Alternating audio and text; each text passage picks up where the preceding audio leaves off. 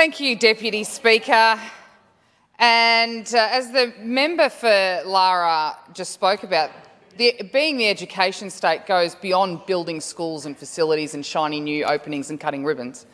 So I'm going to talk today about what I know best, and that is my electorate and the tyranny of distance and trying to get to government schools when that tyranny of distance can be over 100 kilometres at a time. I've had the chance recently to spend a lot of time in schools delivering books. I spoke about that earlier today, and I've met some exceptional young people from grade 3 to 6 recently, all through Mildura and further south as well. But we do need to make sure these schools can't function properly without the proper support. Now, it's okay to say that we're doing this and there's facilities because that support is easily accessible in Metro Melbourne. It's easily accessible in Bendigo, Ballarat and Geelong. But when you get out to what feels like District 12 to us most of the time, it's not easily accessible. And getting support, like the member for Kew said earlier, Mildura West Primary School have had 2 master plans. Last one was in 2018. Their main building that children are learning in, they've had to divide up on their own, of their own accord, and the main building is being held together by plywood. By plywood, the only part of the master plan that's been completed, 2 master plans, only 1 building completed, and a toilet block has been renovated.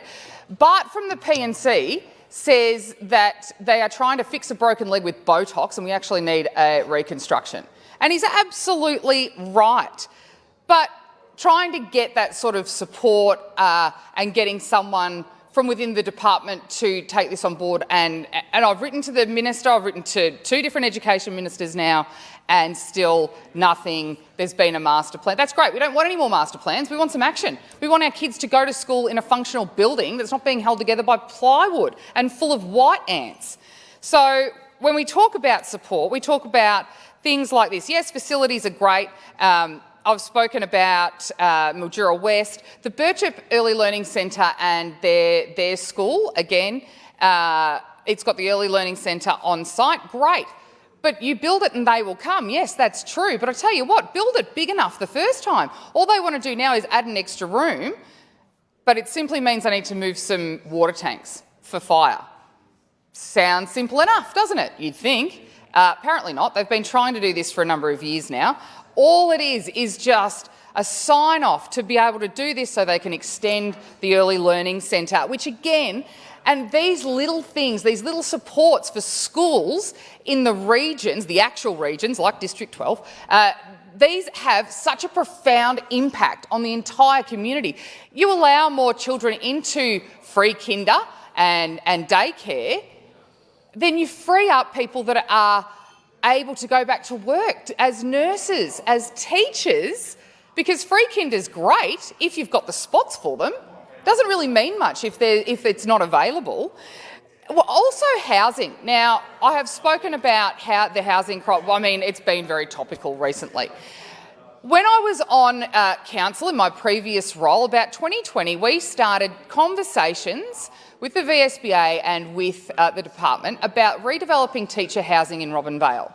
Now, Robin Vale College, I was there this week too, and I spoke about that and the brilliant kids there and the principal, who is still acting principal after 12 months. Again, I'll backtrack for a bit. When we talk about things in schools and having schools supported, having a profound impact on the community, yes, Robin Vale College has had its challenges over the past 10 years or so. They have an acting principal in there now that the community love, and I hear every time I walk down the street, when is Nat, the principal, going to be appointed as our permanent principal? She wants to embed herself in the community. Surely these things are things, and that has such a... When you see the school principal at local footy, at local basketball, living in the town, rather than commuting from over 100 k's away, that has such a huge impact on the community.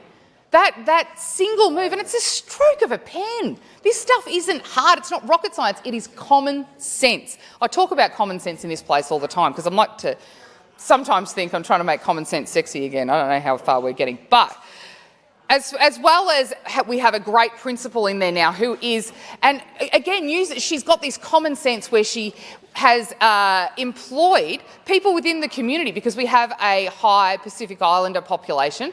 So getting parents and people that are qualified to come in as teacher support for the teachers we don't always have, it makes sense because the behaviour in the kids there with their elders around makes a massive difference. So these little common sense things, and when we talk about teachers at Robinvale College, there is another common sense move that the college has made is to bring in international teachers, particularly from Ireland. The limitation here is they're only 6-month visas. On a 417 visa, it's only 6 months. So they get halfway through the year and they're uprooted again, they have to go back. Surely there can be an exception for somewhere as isolated as Robinvale, an exception made so that they can stay. And we've had some great stories about teachers coming out from Ireland to teach. They fall in love. In fact, my next door neighbour came out from Ireland to teach at Robinvale, married the spud farmer next door. You can't write about this stuff, and now they have, settled in the area, built a new house, they employ people, they're raising their kids there. This is the kind of impact we're talking that support, if Victoria really was the education state, that they would be thinking about. Not just cutting ribbons to new facilities in the city. Let's talk about support in the regions and some common sense approaches here. Now, Robinvale College, I'll keep talking about that for a minute. The school's been flagged for needing emergency relief teachers and are on the critical list for receiving support. I've had a letter about this only today. And also... The audible noise is a little bit too audible. Yes, there has been challenges, and the 100 to 115 young people that get on buses every day to go to Mildura is a pretty good indicator of the challenges that they've had. Hopefully that will subside, and if we get some stability within the school by appointing the principal permanently, that stability has such a huge impact. But the stability that comes with having teachers stay for more than 6 months, I mean, this is just common sense type stuff. So when we talk about the education state, we have to talk about the support that surrounds these schools. And those 100 to 115 kids that get on a bus every day to travel over 100 k's to Mildura get on a bus to go to a private school that's just paid $2 million to expand because they are expanding so rapidly because kids are leaving government schools and going to St Joseph's College. And it's actually not. Feel free to come down and ride the bus and go to St Joseph's any day of the week. I love when people comment on something they know absolutely nothing about.